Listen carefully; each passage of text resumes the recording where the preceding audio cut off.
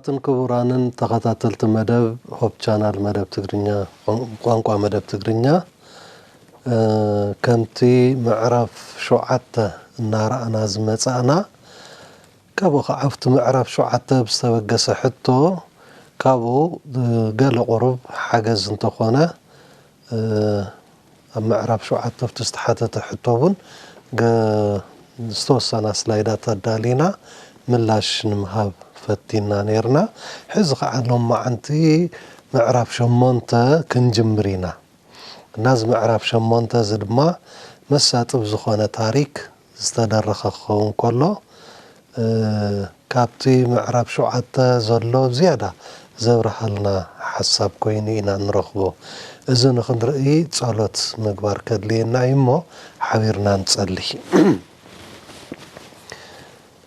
ኣብ ሰማያት ዘለኻ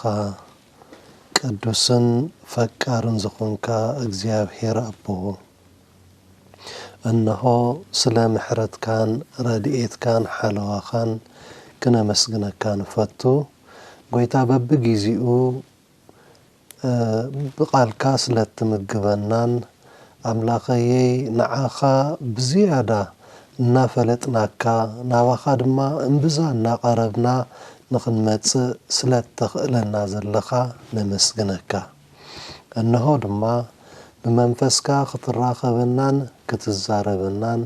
ብመንፈስካ ክትጥምቐናን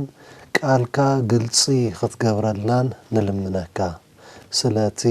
ፈቃርን ለዋህን ዝኾነ ሽምካ ኢልካ ጸሎትና ኩሉ ስማዕ ኣሜን ኣብ ትንቢት ዳንኤል ምዕራፍ 8 ዘሎ ሓሳባት ኢና ክንርኢ ትንቢት ዳንኤል ምዕራፍ 8 ከመቀማመጣ ምዕራፍ ደድሕሪ ምዕራፍ 7 ዝመጽእ ኮይኑ ኢና ንረኽቦ ከምዛንታ ምልስ ኢሉ ናብ ካልእ ዝወስደና እኳ እንተኾነ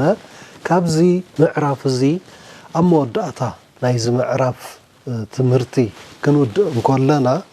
ክንረኽቦም ክንፈልጦም ክንመሃሮም እንኽእል ነገራት እንታይ እዮም ዝብል እናርኣና ክንከይድ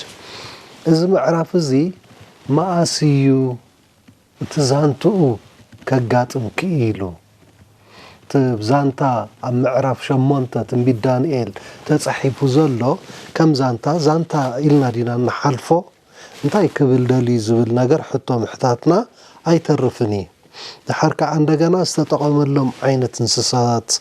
እንታይ እዮም ዝብል ነገር እውን ምርኣይና ዘይተርፍ ነገር ኮይኑ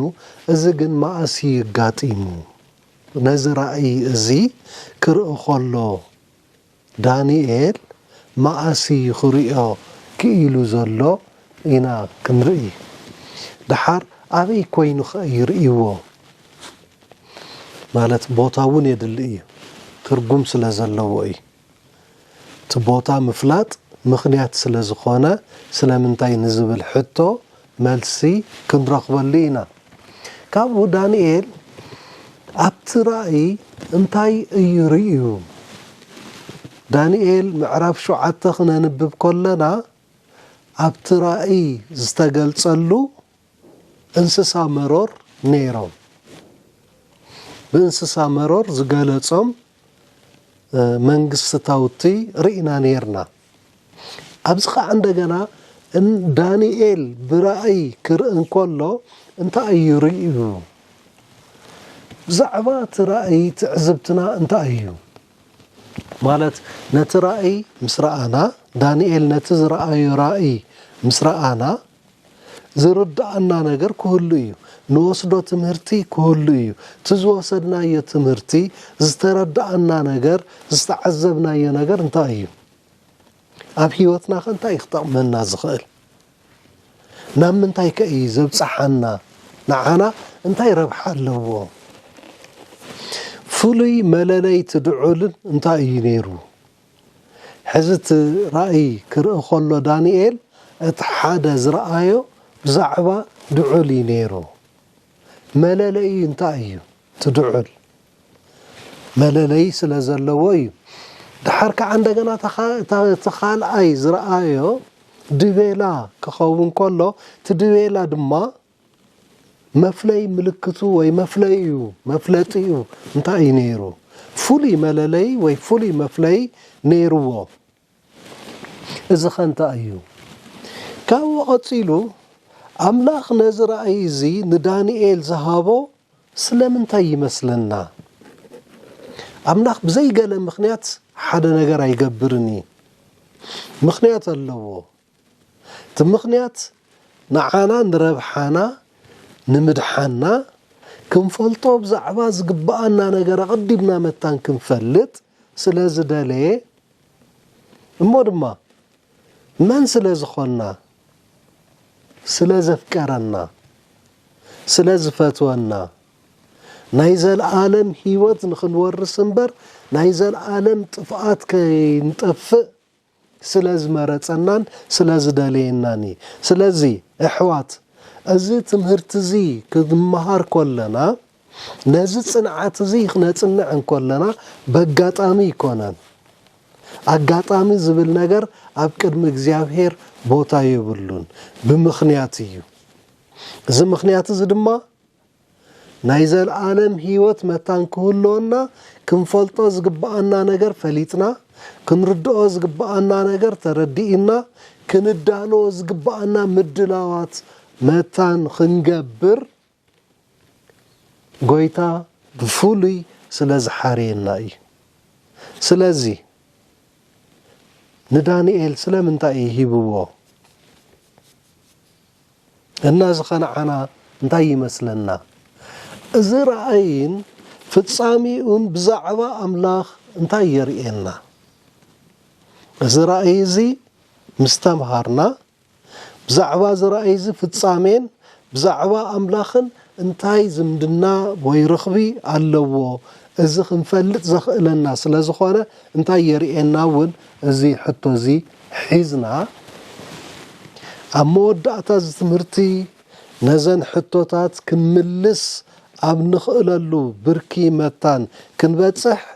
منفس أملاخ نخمهرنا مأنتي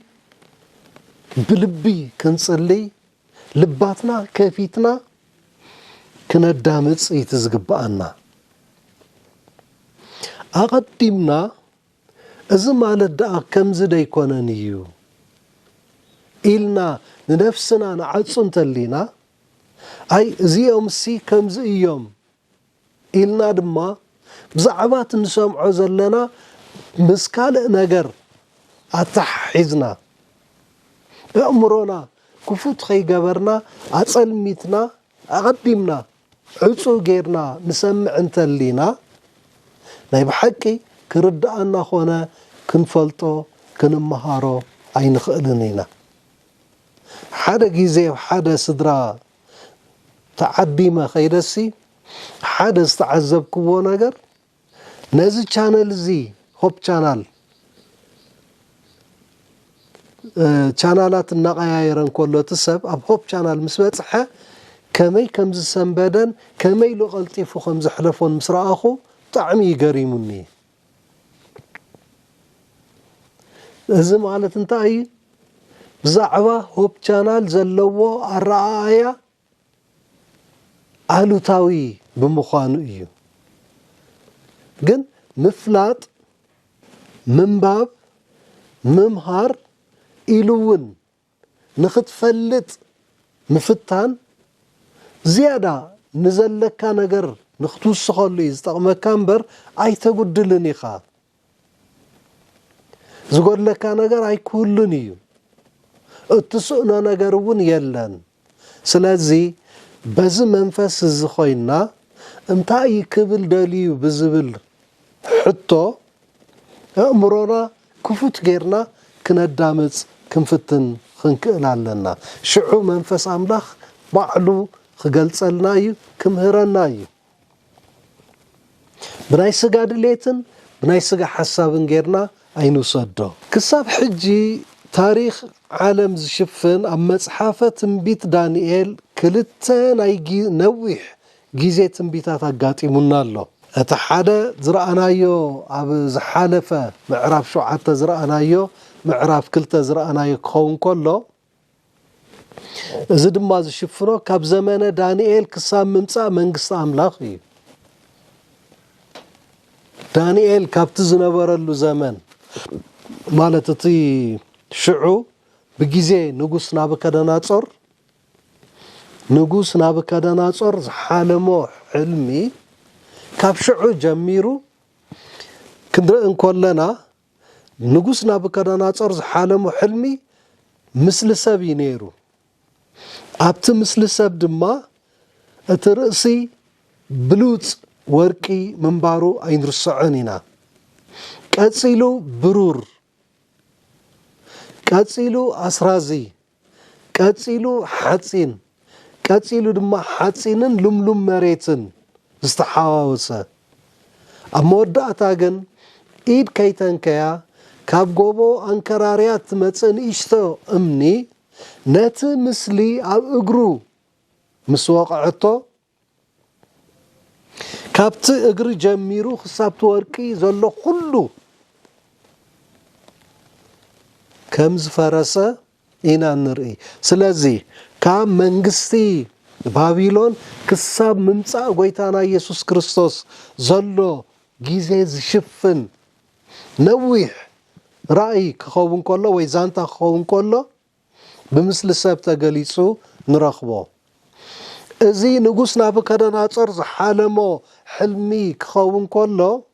دانيال اندغنا برأي زرأيو ابتنبي دانيال معرف شوعته مسن نرئي دانيال ناتي بورقي تمثيلو زنبره بنبسا مودما تنبسا منفر نسري زلوو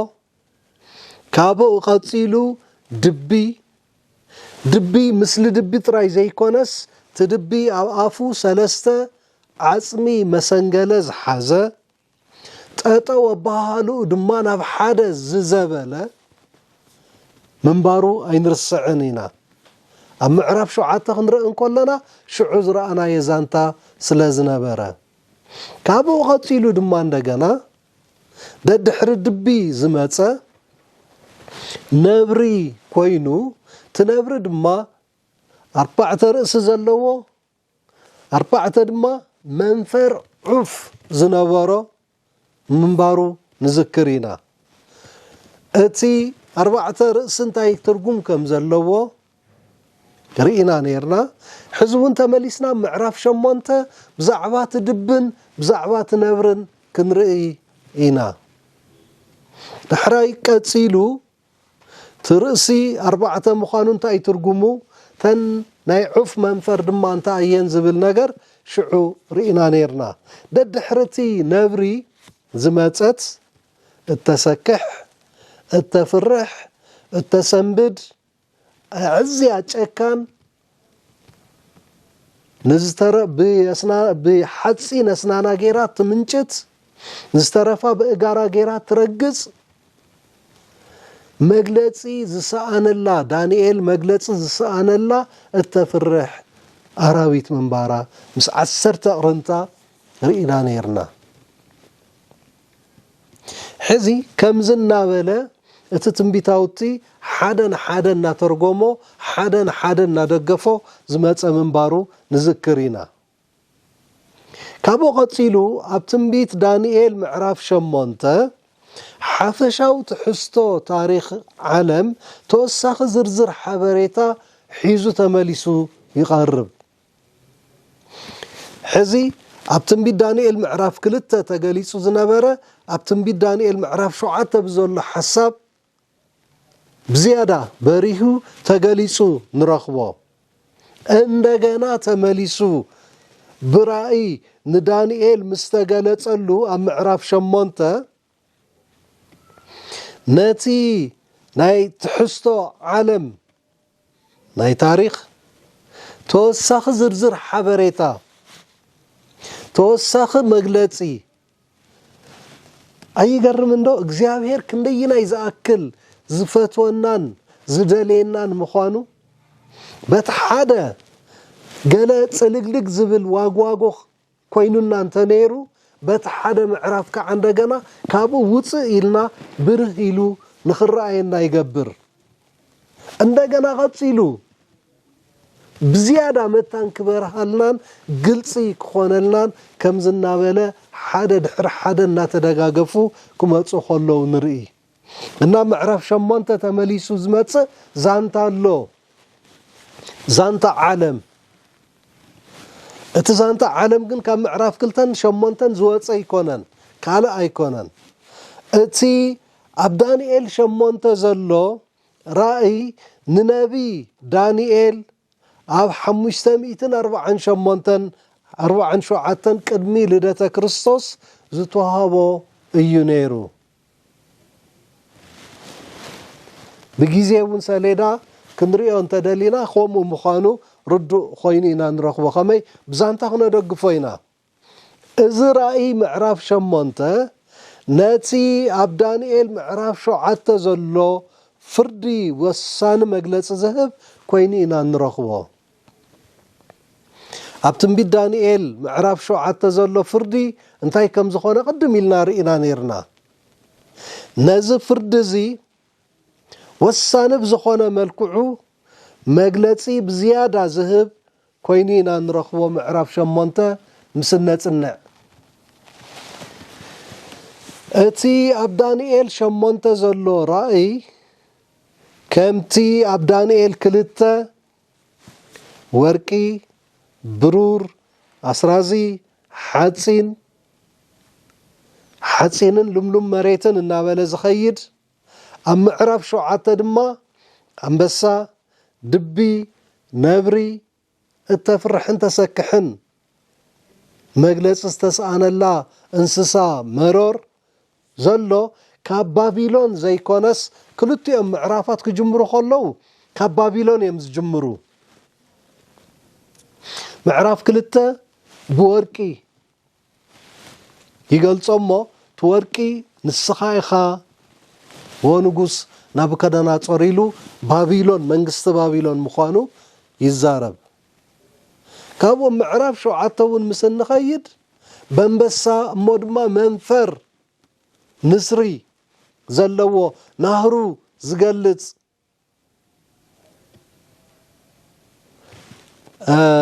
በንበሳ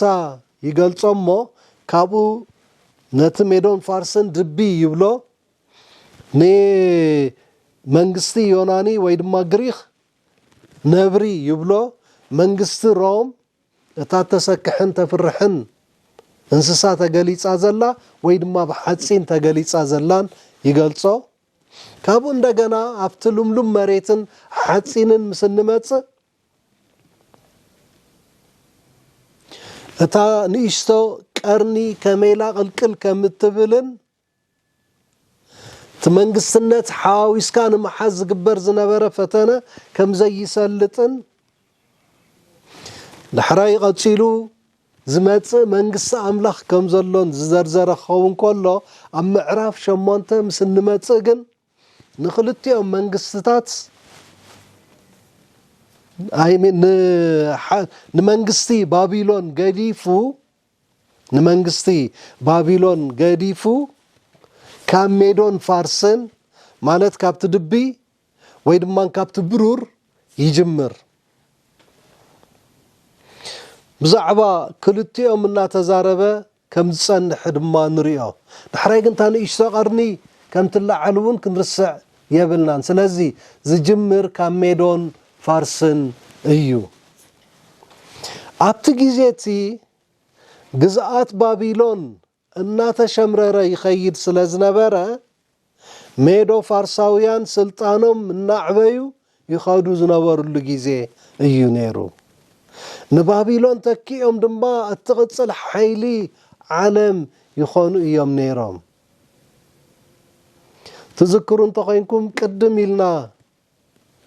ዛንታ ባቢሎን ክነጽንዕ እንከለና እቲ ናይ መወዳእታ ከመይ ገይሮም ሜዶን ፋርስን ናብቲ ዝተሓፀረ ግንቢ ባቢሎን ክልተ ሰረገላታት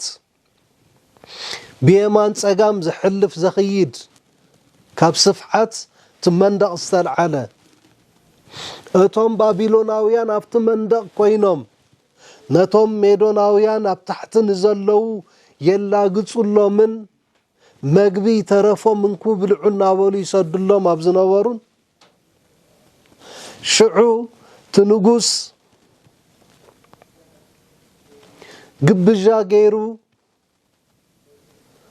ابتي نسو تصوعو قبجا جن زي تصوعه صليم غاشا ترخيبو مانم كي تنكفا ايد طراي بتصحفو صحف كمي كم تصحفن منغست بابيلون كمي كم استودأن نذكرو زانتا اي انا اذا كله كخون كله جن بابيلون تشمريرا بحاده حطر تخبيبا يا تريفانيرا عالم تم حاضر زنبرت بابيلون تذكروا ده اب غلغل دورا نات مسلي تطو بيلو بدحري زبحال ነገር يلن انا نزل عالم كنبر بزبل نتي ترجم حاولتي قيرو ملؤ ورقي مسلي اسريحو كابزلو عالم زلو زبحالو سبع سلطاناتن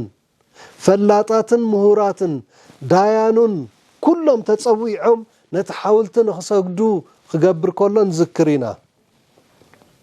إذا كله تعرفوا جن أبحانتي مندق تخبيبا بزلا بابيلون تشمريرو أبزنا برلو جيزة ميدوناويانن فارساويانن صرحهم من ناصرحو ناتاتهم سلطان النعابة نساتهم من تتكأتي نعالم زم حادرو مخانو من ناترأي زخادلو جيزة ينيرو كوينوون ميدون فارسن كميلم نابو ماتيوم زبل نجر قدم يلنا كوازرأنا انتخونا أبزخ عبزيادة ناقلت سألنا زخيد حساب كوينو نرخبو أبدانيال شمون تزلو رأي مستي أبدانيال شعات تزلو رأي زما ساسلي مغنياتو دبي كميلون أنبساس عيرو ماتيو أبزوون زستقلت دبيلا كميل ايو تعويتو ماتيو زبل نجر زنصر لنا حساب سلازلو ايو كمي وشتم ساعتنا نرخو حسابون انتخونا بجيكو خالق مانم كم زيلو كساب زمسلو زبص حلو جيزي سلازنا برأي ازي أبدانيال شمونت زلو رأي مس سماياوي معالتي عرقي زت أساسر كوينو بكتتا عمص مصراي بيت مقدس تكورس لزخونه اتو قانقان مسلن يغير مس سماياوي معالتي عرقي زت أساسر ازي نوح ناي جيزي تنبيت تواهيلو زقلات اب تنبيت دانيال معراف شمونت نرخبو منصح بيت مقدس عرقي مس سبات زقبرلو مصراي بيت مقدس خونلو غيزي مسو استاساسر كخون كله كال ايد ما فولي زغورو نغر انتلو تقدم يلو زنبره قنقا تغيرو نرخبينا فولي تخرت دانيال شمونت اب سماياوي بيت مقدس كوينو إنا نرخبو معراف كلتن اي وعلو زانتان تخرتن اللو معراف شوعتون اي وعلو زانتان اكايدان فتصامن اتكو تخرتن اللو اب تنبيت دانيال معراف شمونت مسن مصغن تخرتو اب سماياوي منصح بيت مقدس كوين إنا نرخبو نتس تنبيت ملؤت معراف مسننببو تحساب ابو نرخبو إنا وشتون داتنا مسن خيد حدا دحر حدا تمعرافاتنا بقطري ننببنايو خنكيدينا مو تحساب كردانا اي بزخونه جن بزياده متان كردانا نزمص حافظ جن كنصنعن كلنا افت معراف انتي تصحيفلو كنا نبب ايو تزحيش ولا كوا زتفليك مسل زخيل انت خونكوا ام معراف شمونت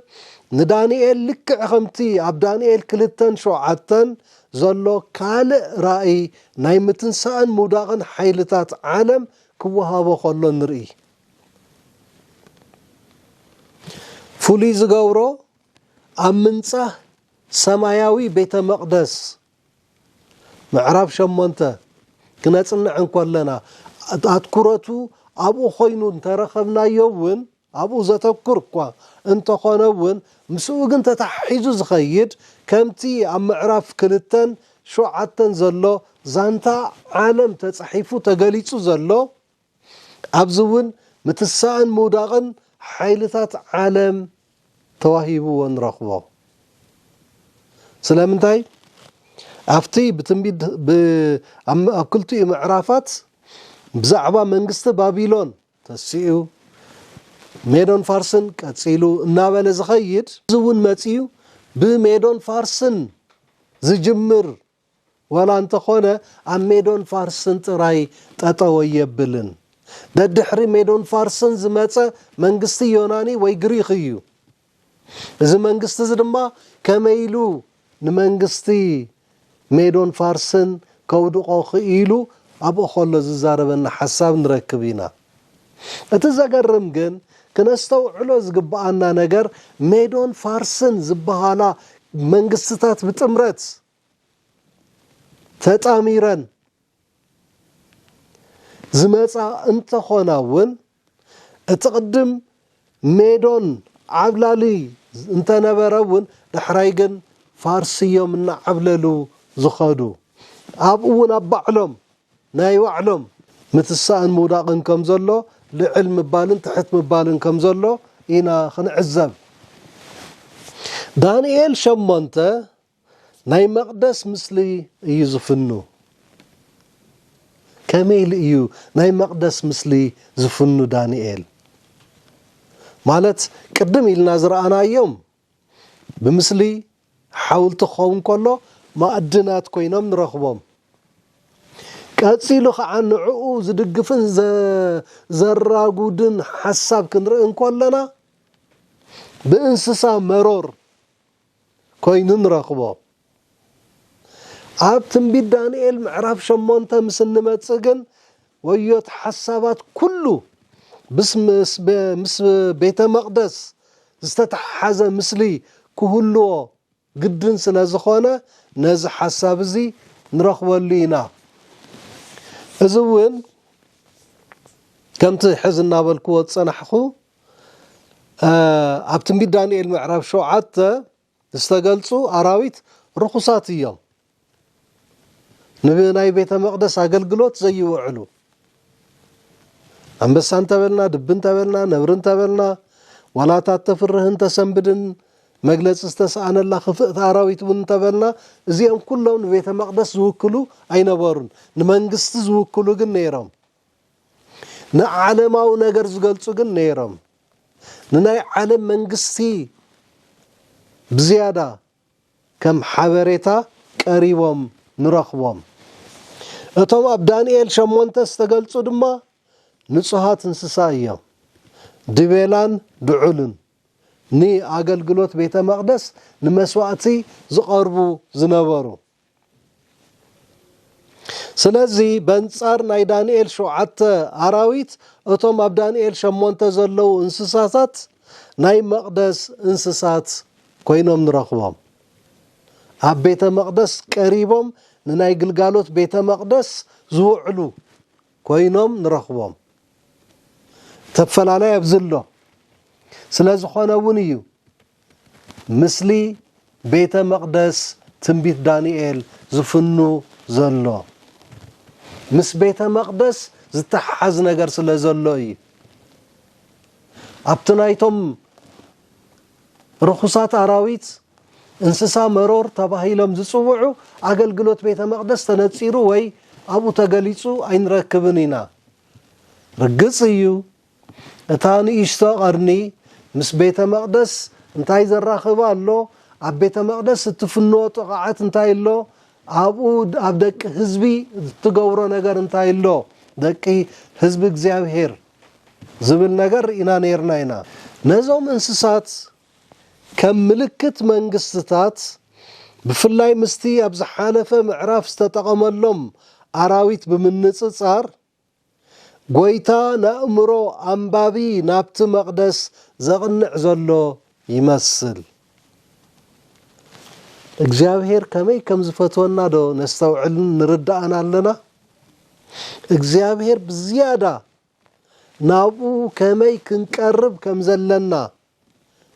ነቲ ክንፈልጦ ዝግባአና ምስጢራት ከመይ ክንፈልጥ ከም ዘለና ከመይ ይነግረና ከም ዘሎ ርዳእና ደሎ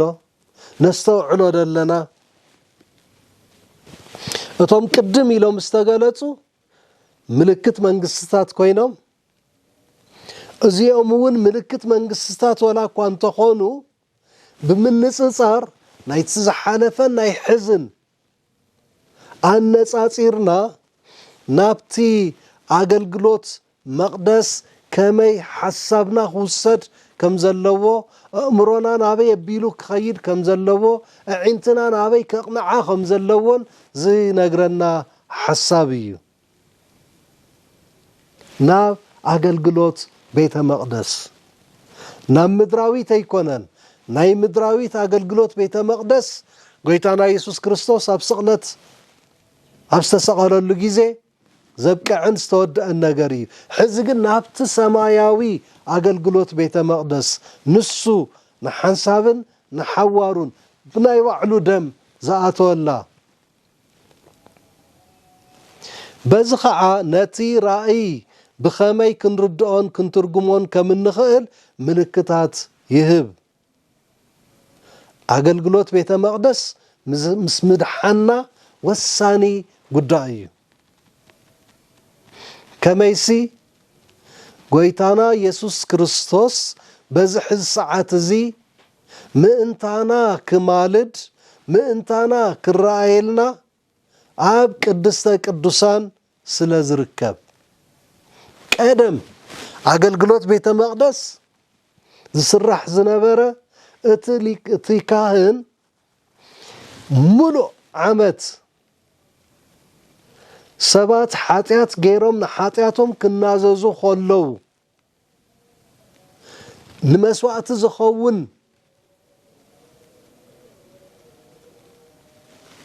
ገንሸል ሒዞም መፅዮም እቲ ዝተሓርደ ገንሸል ደሙ ኣብቲ ናይቲ ቤተ መቕደስ መጋረዲ ይንፀግ ዝነበረ ድሕራይ ኣብ ዓመት ሓንሳብ ቅድሚ 10 መዓልቲ ድማ ኣዋጅ ተኣዊጁ ተነጊሩ ኩሎም ነፂሆም ካብ ሓጢአት ዘበለ ኩሉ ተኸዊሎም ናብቲ ቤተ ኣገልግሎት ቤተ መቕደስ ክመፁ ከለዉ እቲ ሊቀ ካህን ድማ ምእንትቶም ዝመፁ ሰባትን ምእንቲ ነፍሱን መስዋዕቲ ኣቕሪቡ ናብ ቅድስተ ቅዱሳን ዓመት ሓንሳብ ይኣቱ ነይሩ። ምስ ምድሓን ኣገልግሎት ቤተ መቕደስ ኣብ ምድሪ እውን ዝትግበር ዝነበረ ተምሳል ናይ ሰማያዊ ኣገልግሎት ቤተ መቕደስ ብምንባሩ እዩ። እቲ ሊቀ ካህን ግና ገለ ዘይተናዘዘሉ ሓጢአት እንተሎ ኣብቲ ቅድስተ ቅዱሳን ምስ ኣተወ ክተርፍ ዝኽእለሉ ባይታ ስለ ዝነበረ ኣብ እግሩ ገመድ ተኣሲሩ ዝኣቱ ዝነበረ ንሱ ክንቀሳቐስ ከሎ ድማ ጭልጭል ትብል ቃጭል ኣብ ክሳዱ ተገይራትሉ እዩ ዝዘውር ዝንቀሳቐስ ክንቀሳቐስ ከሎ ንሳ ድምፂ ትህብ ንሳ ድምፂ መሃብ ኣቋሪፃ ጸጥ እንተይሉ ግን ሊቀ ካህን ተሰዊኡሎ ማይምን ተቐቲሉሎ ማለት እዩ ተቐዚፉ ስለዚ በቲ ገመድ ገይሮም ጎቲቶም የውፅዎ ማንም ከኣቱ ስለ ዘይኽእል እዚ ምድራዊ ኣገልግሎት ምንጻህ ሓጢአት ቤተ መቕደስ እዩ ነይሩ። ሕዚ ግን ጎይታና ኢየሱስ ክርስቶስ ከሪኤና ደልዩ ዘሎ ኣብ ትንቢት ዳንኤል ምዕራፍ 8 ዘሎ ኣገልግሎት ቤተ መቕደስ ሰማያዊ ዝኾነ ናብኡ ግን ዝኣተወ ጎይታና ኢየሱስ ክርስቶስ ብናይ ባዕሉ ደም ንሓንሳብን ንሓዋሩን እዩ። እዚ ምድራዊ ሊቀ ካህን በብዓመቱ እዩ ዝኣቱ ነይሩ። እቲ ዓመት መመላእታ ዝተነፀገ ደም ከንጽህ ጎይታና ኢየሱስ ክርስቶስ ግን ንሓንሳብን ንሓዋሩን ኣብ ቅድሚ ኣምላኽ መታን ክረኣየልና ክማልደልና መማለዲና እውን ንሱ ስለ ዝኾነ ስለዚ ምስ ምድሓና ዓብይ ትርጉም ስለ ዘለዎ ንምድሓና ዓብይ ወሳኒ ነገር ስለ ዘለዎ እዩ ብዛዕባ ቤተ መቕደስ መታን ክንፈልጥ ናብኡ ዝወስደና ዘሎ ናብኡ ዘብለና ዘሎ ስለ ዝኾነ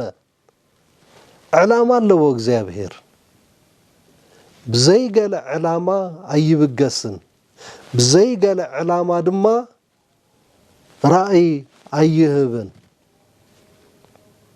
ብዘይገለ ዕላማ ድማ ነዚ ዛንታ እዚ ኣይደጋገሞን